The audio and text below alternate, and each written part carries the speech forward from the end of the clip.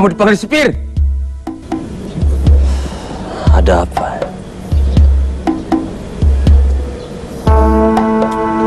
Saya belum pernah dipanggil sipir. Kalau kamu tidak bersalah apa-apa, mungkin kamu akan mendengar kabar baik. Ayo cepat.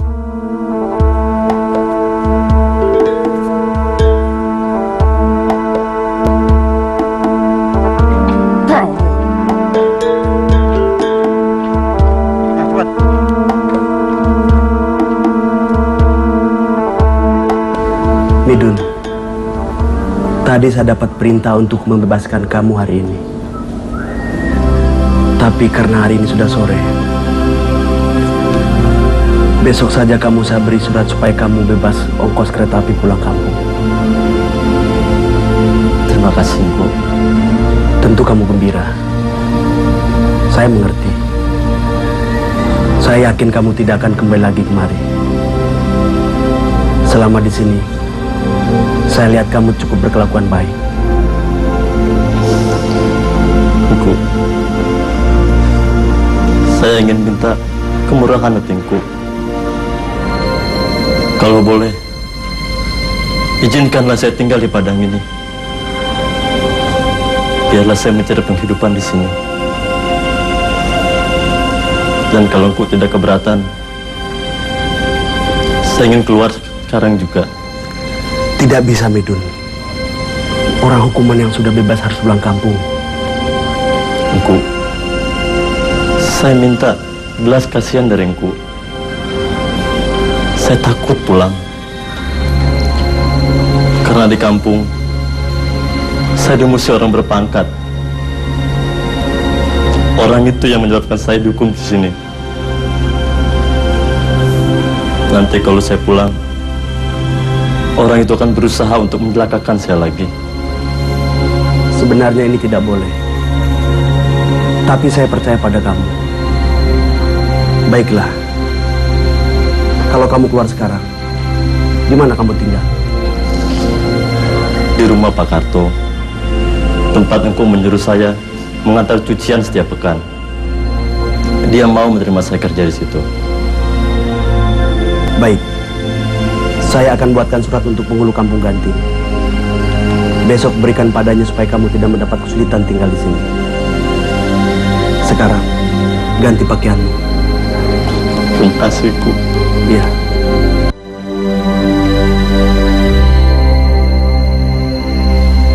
Midun, pergilah. Begitu kau keluar lewat pintu depan, jangan lagi melihat ke belakang.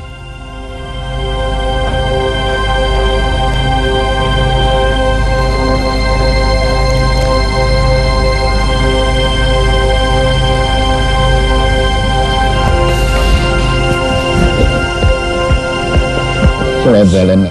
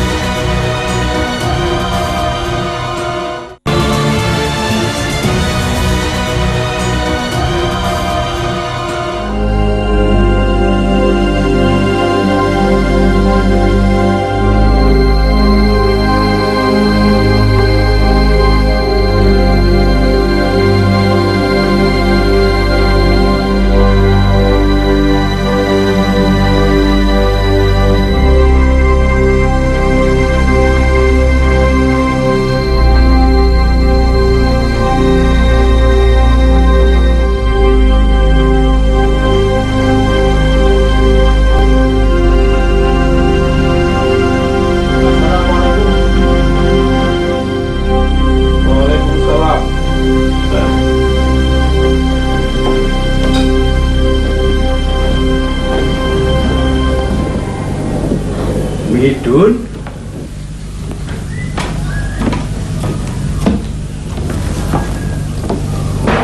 Sudah bebas kamu, Dun? Alhamdulillah, Pak. Syukurlah kalau begitu. Seperti yang Bapak pernah janjikan dulu, kamu boleh tinggal di rumah ini, Dun. Dan kalau kamu mau, bantulah Bapak, ya. Terima kasih, Pak. Ayo, masuk.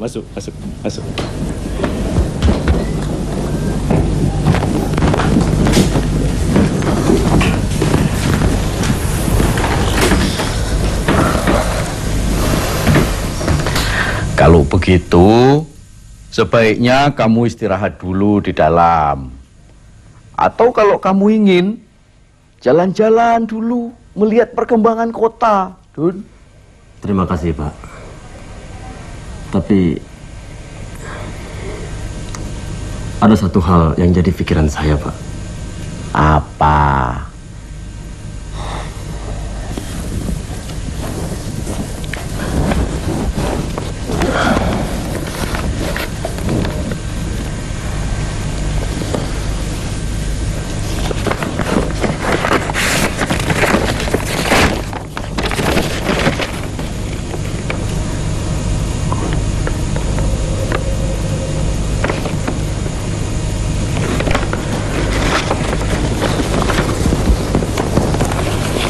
Siapa Halimah ini, Dun?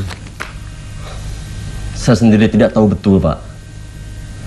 Yang saya tahu, dia berasal dari Pulau Jawa. Belum lama ini, ibunya baru saja meninggal. Dan kelihatannya, ia dalam kesusahan, Pak. Jadi, bagaimana pendapat Pak Karto?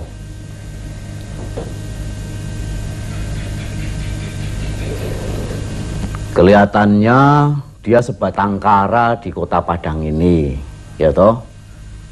Dan satu-satunya orang yang diharapkan cuma kamu. Ya, Bapak setuju betul kalau gadis itu kamu tolong. Betul, Pak. Oleh karena itu, saya harus berada di depan rumah itu sebelum jam 12 malam.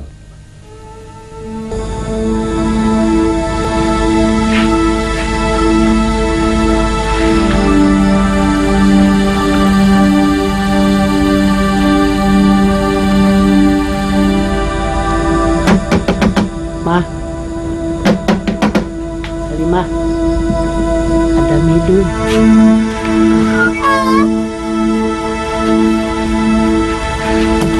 Tolong sambut barang ini, Udo.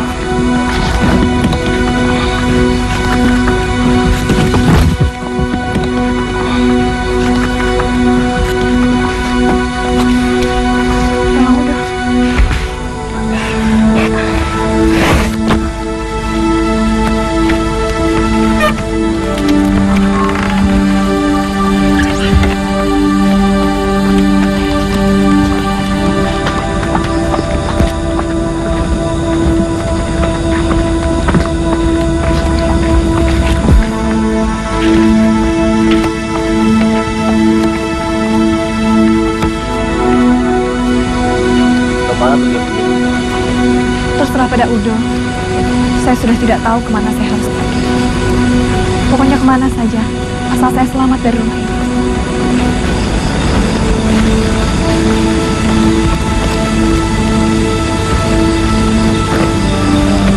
Bagaimana kalau kita ke rumah Pak Karto di Ganting, tempat saya menginap? Baik.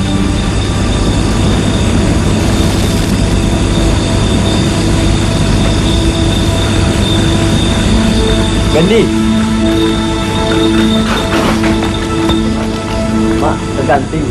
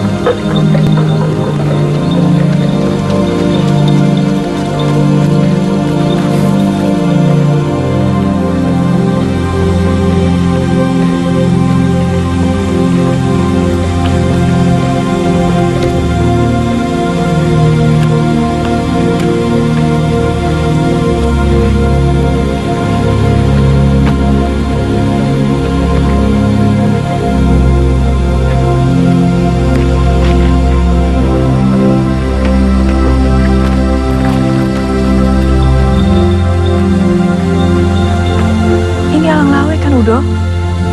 Iya, Uni. Tadi kata Udo kita akan pergi ke Ganting. Iya. Tapi ini untuk menghindari kalau ada orang yang disuruh untuk mengikuti kita. Nah, dari sini kita jalan kaki ke Ganting. Tidak jauh. Ayolah.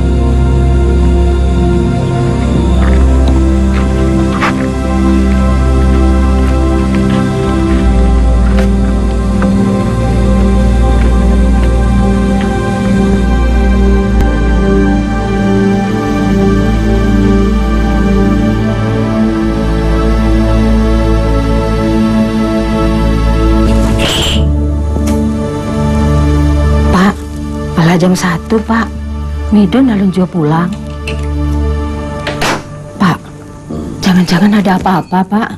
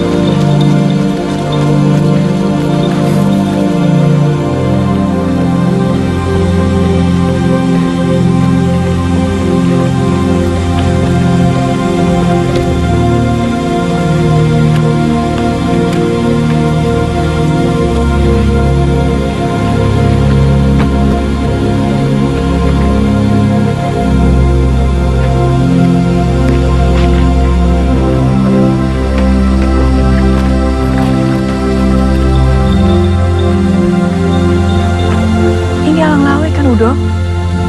Iya, Uni. Tadi kata Udo kita akan pergi ke Ganting. Iya. Tapi ini untuk menghindari kalau ada orang yang disuruh untuk mengikuti kita. Nah, dari sini kita jalan kaki ke Ganting. Tidak jauh. Ayolah.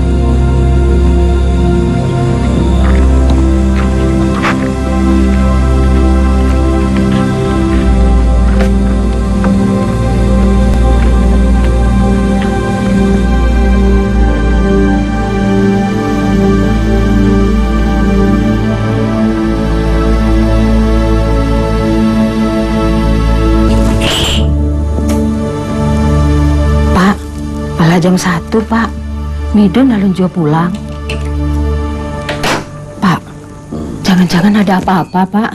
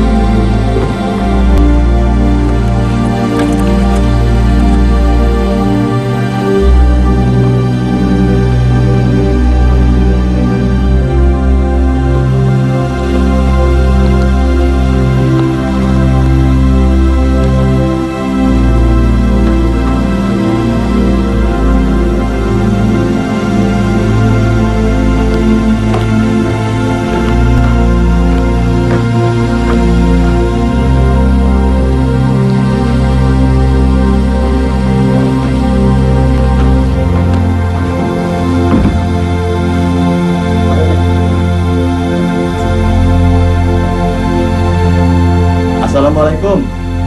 Waalaikumsalam. Waalaikumsalam. Itu dia, Bu. Iya. Mari.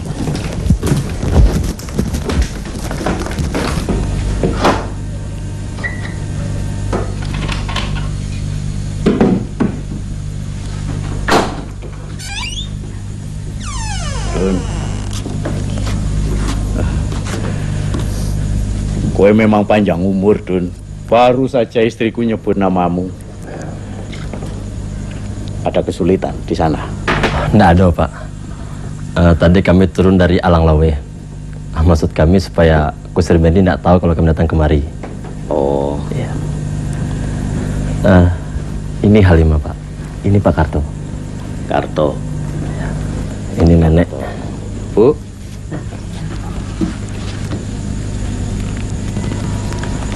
Masuk. Ya, mari Nek. Ini. Aduh. Ya, Pak. Duduk, Bu. Silakan. Terima kasih, Pak.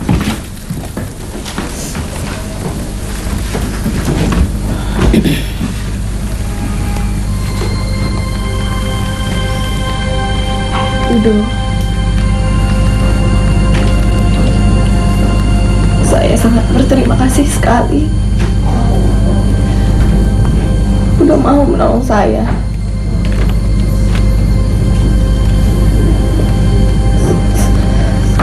Saya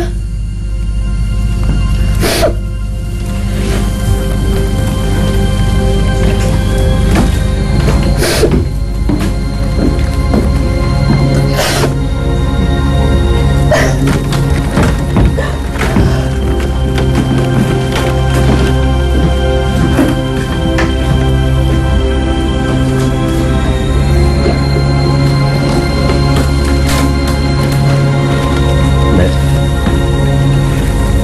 Sebenarnya apa yang terjadi, Nek? Kasihan, dia masih muda. Ayah tirinya seorang yang biadab. Setelah ibunya, Nyi Asmanah meninggal, ayah tirinya mencoba merayu dengan segala macam cara. Karena tidak berhasil juga, maka ayah tiri Halimah mencoba untuk memperkosa Halimah. Halimah mengancam untuk berteriak. Akhirnya ayah tirinya ketakutan. Halimah selamat. Tapi takut terulang kembali kejadian itu, Halimah melarikan diri. Maka saya bawa dia ke tempat teman ibunya. Di sana dia baik-baik saja. ceritakan saja semuanya, Nek. Tidak ada lagi yang perlu disembunyikan. Niat baik untuk menolong hanya manis di mulut saja. Uni, terus dulu.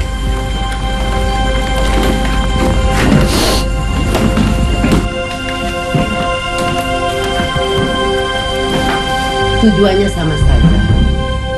Tidak beda dengan ayah tiri Halimah. Itu sama dengan lepas dari mulut harimau masuk ke mulut buaya.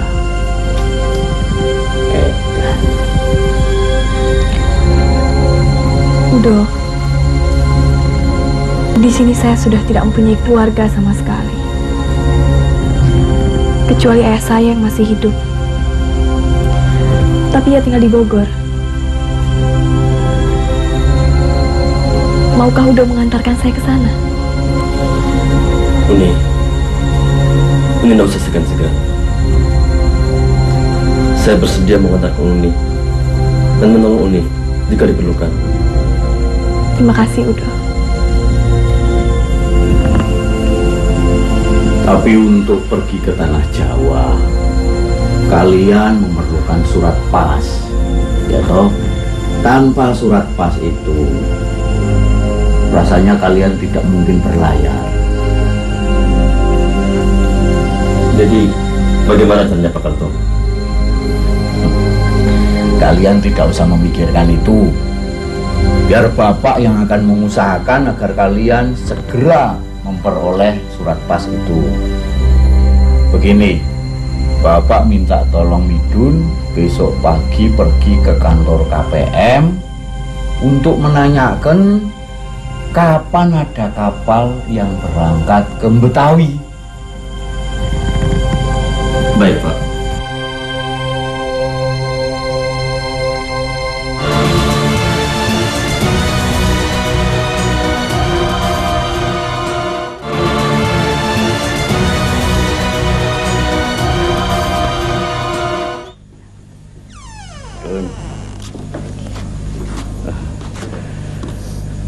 Kowe memang panjang umur, Dun. Baru saja istriku nyebut namamu. Ada kesulitan di sana? Nggak ada, Pak. Tadi kami turun dari Alang Lawe. Maksud kami supaya Kusir Bendi nggak tahu kalau kami datang kemari. Oh, Iya. Ini Halimah, Pak. Ini Pak Karto. Karto. Ini nenek. Bu.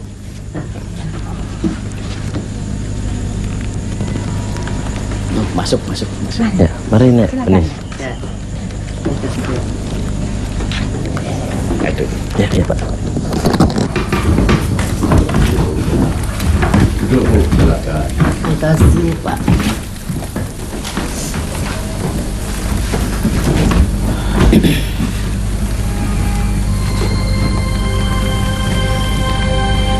Udo, saya sangat berterima kasih sekali. Udah mau menolong saya.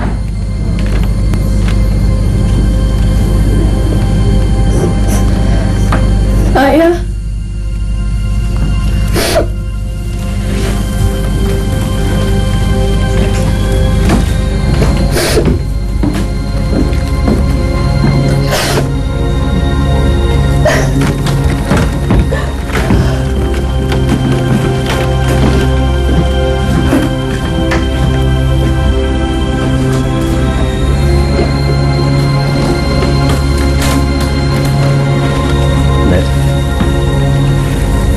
Sebenarnya apa yang terjadi, Nek? Kasihan, dia masih muda. Ayah tirinya seorang yang biadab. Setelah ibunya, Nyi Asmanah meninggal, ayah tirinya mencoba merayu dengan segala macam cara. Karena tidak berhasil juga, maka ayah tiri Halimah mencoba untuk memperkosa Halimah. Halimah mengancam untuk berteriak. Akhirnya ayah tirinya ketakutan. Halimah selamat. Tapi takut terulang kembali kejadian itu, Halimah melarikan diri. Maka saya bawa dia ke tempat teman ibunya. Di sana dia baik-baik saja. ceritakan saja semuanya, Nek. Tidak ada lagi yang perlu disembunyikan. Niat baik untuk menolong hanya manis di mulut saja. Oh ya, terus saya dulu.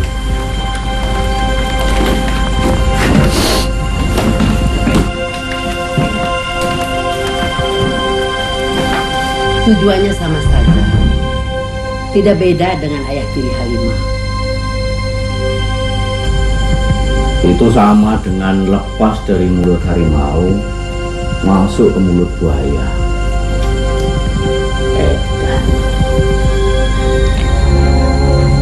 Udo, di sini saya sudah tidak mempunyai keluarga sama sekali, kecuali ayah saya yang masih hidup. Tapi ia tinggal di Bogor. Maukah Udo mengantarkan saya ke sana? Uni tidak usah segan-segan. Saya bersedia mengantarkan Uni dan menolong Uni jika diperlukan. Terima kasih, Udo. Tapi untuk pergi ke tanah Jawa, kalian memerlukan surat pas, ya toh? Tanpa surat pas itu, rasanya kalian tidak mungkin berlayar. Jadi, bagaimana caranya Pak Karto? Kalian tidak usah memikirkan itu. Biar Bapak yang akan mengusahakan agar kalian segera memperoleh surat pas itu. Begini, Bapak minta tolong Midun besok pagi pergi ke kantor KPM untuk menanyakan kapan ada kapal yang berangkat ke Betawi. Baik, Pak.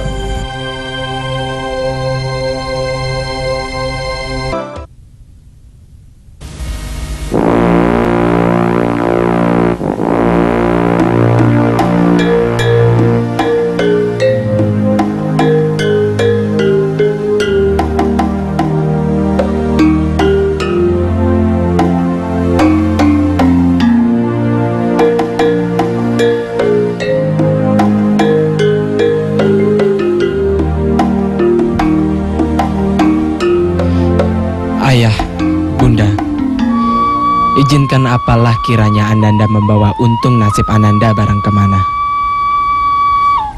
Ayah bunda yang tercinta, nyawa di dalam tangan Allah. Tidak tentu besok atau lusa diambil oleh yang punya. Karena itu, Ananda berharap dengan sepenuh-penuh pengharapan. Sudilah kiranya ayah bunda merelakan jerih lelah ayah bunda kepada Ananda sejak Ananda dilahirkan. Sekianlah isi surat ini. Dan dengan surat ini pula, Ananda mengucapkan selamat tinggal kepada ayah bunda. Karena Ananda mau berlayar ke tanah Jawa. Sembah sujud Ananda. Midun. Midun.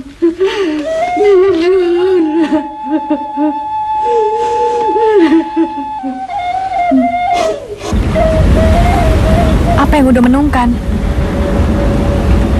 Udo sedih meninggalkan kampung?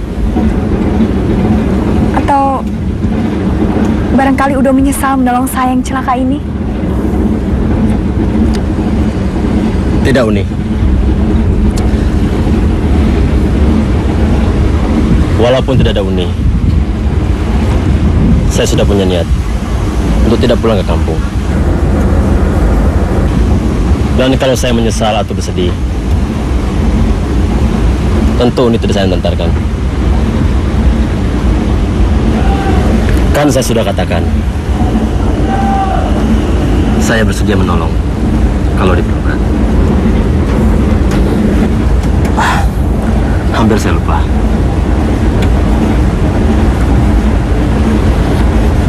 Uang Uni masih ada pada saya 25 rupiah. Sisa menit tiket tadi. Udah simpan saja. Ini masih ada. Sebaiknya udah yang simpan. Bagi saya tidak ada halangan. Tapi apa tidak berbahaya mempercayakan uang pada seorang bekas hukuman? Sejak pertama saya kenal Udo selalu bicara merendah diri. Udo pandai menjentik hati saya.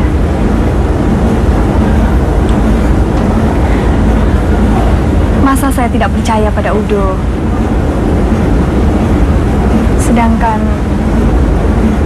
badan dan nyawa saya serahkan. Konon lagi uang.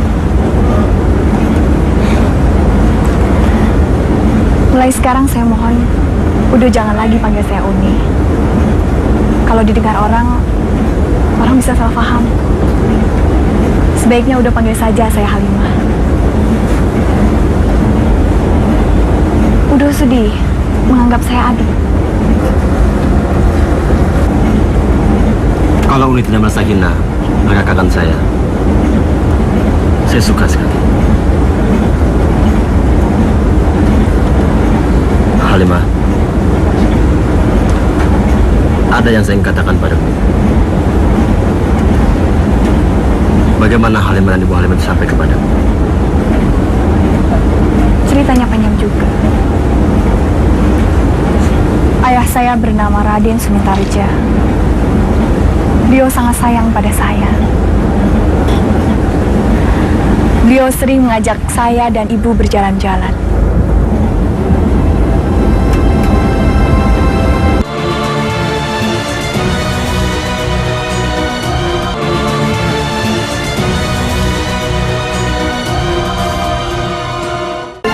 Kami diajak ke kebun raya.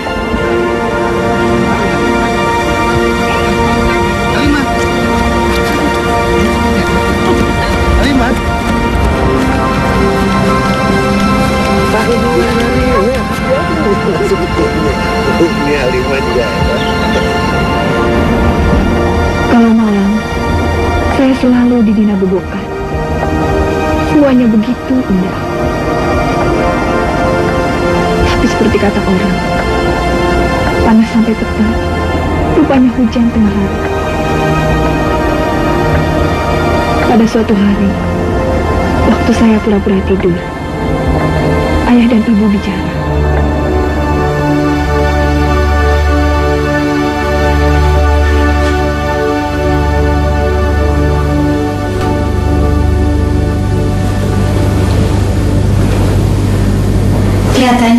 susah.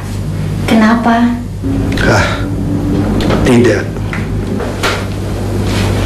Jangan disimpan dalam hati. Katakan terus terang supaya lapang di dada. Kalau boleh saya berkata terus terang, memang ada persoalan yang memberatkan hati. Soal apa? Pekerjaan di kantor. Soal kita akan mau menikah.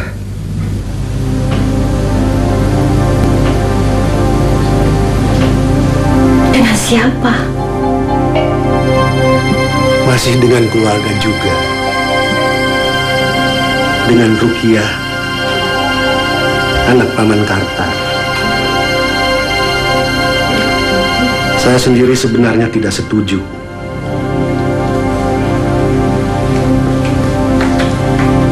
Kalau begitu, Akang bicara saja sama Paman. Itu yang sulit, Nana. Kau tahu, setelah ayah meninggal, yang membesarkan Akang adalah Paman Karta. Dia juga yang menyekolahkan dan membantu Akang mendapat kerja. Saya maklum, Akang.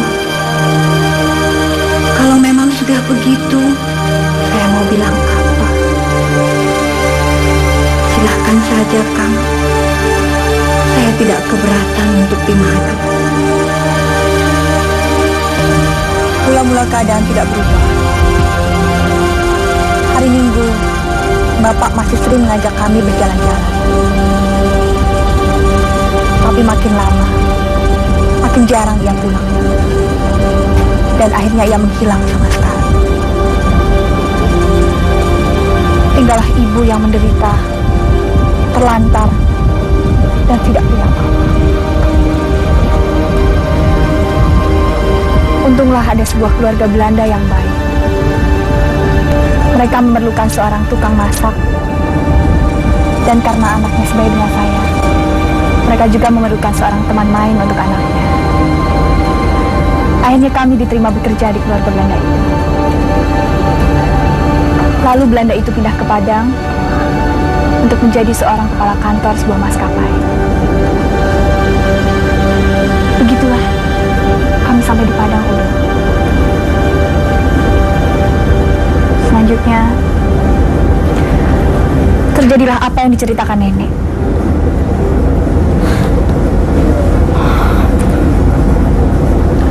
Halimah, nggak usah diingat-ingat lagi. Semuanya sudah terjadi. Tapi, mengapa ibu tidak menikah lagi? Saya pernah menanyakan hal itu pada ibu. Tapi kata ibu, dia tidak ingin hal yang sama terulang untuk yang kedua kalinya. Rupanya perkawinan itu sangat menyakitkan baginya. Padahal ia sendiri yang membuat persetujuan. Ibumu pandai menahan diri. Sekalipun di mulutnya memberikan persetujuan, jelas hatinya tidak.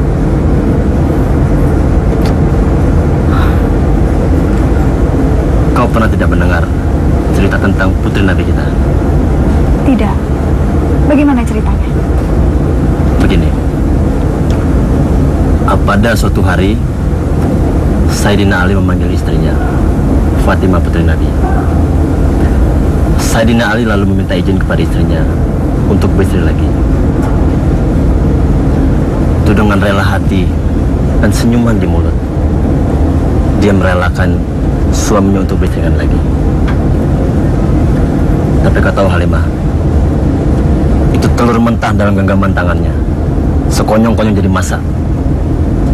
Ya, karena begitu pandainya dia menahan diri.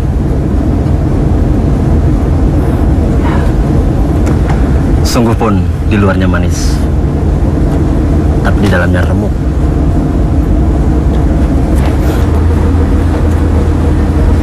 Siapa kira saya begitu bahagia bila bersama Bapak. Saya hanyut lagi di bawah kenangan. Ya, kenangan yang mungkin akan sampai. Dan mimpi yang mungkin akan terjadi. Susahnya, perasaan tak ubah bagaikan perasaan si pungguk merindukan bulan. Pada tembaga saka emas. Siapa yang udah maksudkan? Diri saya sendiri. Pikiran Udo terlalu tinggi. Setiap sesuatu pasti ada padanannya. Biar bagaimana, Pipit tetaplah Pipit Jua. Mudah-mudahan apa yang dicita sampai, yang dimaksud sampai.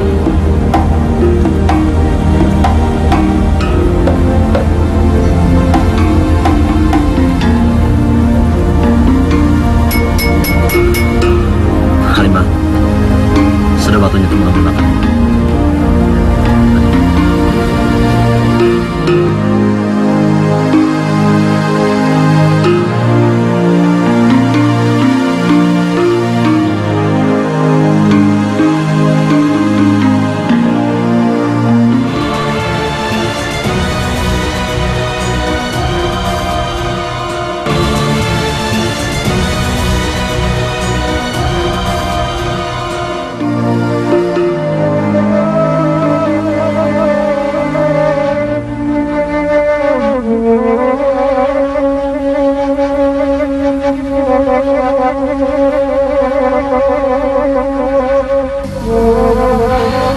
Saya khawatir akan kesehatan Pak Midun, Pak. Pikirannya entah berada di mana-mana. Setiap kali saya bertanya, tidak dia jawab. Lalu tiba-tiba ia membicarakan hal yang lainnya.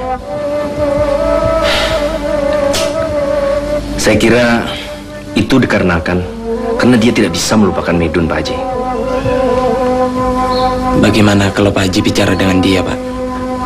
Saya takut dia jatuh sakit, Pak. Saya mengerti. Memang begitu anak laki-laki. Dia hanya anak kita selama ia belum berumur 15 tahun. Lebih dari itu, dia bukan anak kita lagi. Lagi pula bukan hanya Midun anak saya, Ji. Masih ada adiknya. Tapi yang saya sedihkan bukan kepergiannya. Sebab dari perpisahan kami inilah yang membuat sakit hati saya. Sekarang kaca yang memusuhi Midun sudah menjadi penghulu kepala. Selama ia menduduki jabatan itu, Midun akan pulang. Kalau itu saya pikirkan, makin putus harapan saya untuk ketemu Midun. Marilah kita serahkan saja itu pada Tuhan. Jika Tuhan mengizinkan Midun pulang, Kaca dan mamanya Tuanku Laras tak akan dapat berbuat apa-apa. Jadi kuatkan sajalah iman Pak Midun.